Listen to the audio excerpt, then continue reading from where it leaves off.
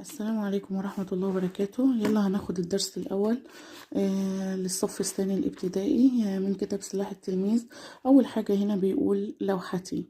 آسف تلميذ في الصف الثاني الابتدائي يحب الرسم والتلوين، لكنه خجول لا يحب أن يرى الناس لوحاته، فهو يخاف ألا تعجبهم. ماشي. في حصة الرسم رسم آسر بيتا صغيرا أمامه شجرة خضراء والشمس فوقه. يبقى تاني، أول حاجة بيقول إن عنوان الدرس يا ولاد اسمه لوحتي. بيقول إن آسر تلميذ في الصف الثاني الابتدائي يحب الرسم. آسر بيحب الرسم والتلوين.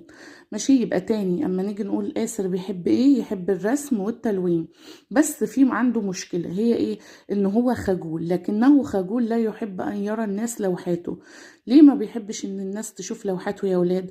لماذا؟ أو ممكن يجي سؤال كده، لماذا لا يحب آسر أن ترى الناس لوحاته؟ هنقول إيه؟ فهو يخاف، لأنه يخاف ألا إيه؟ ألا تعجبهم.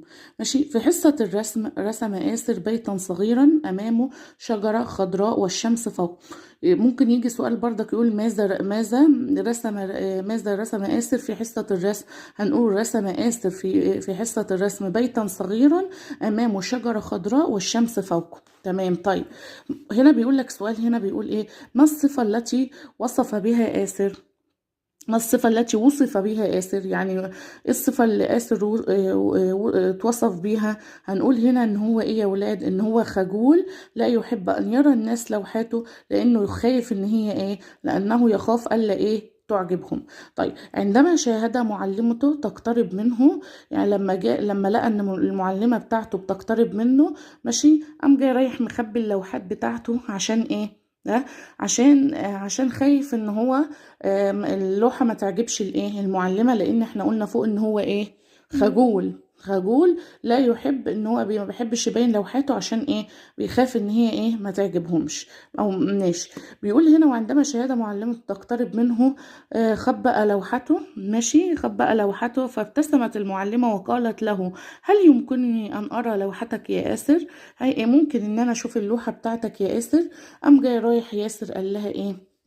قال لها: مد آسر يده ببطء وأعطى اللوحة لمعلمته. مد آسر يده ببطء وأعطى اللوحة لمعلمته.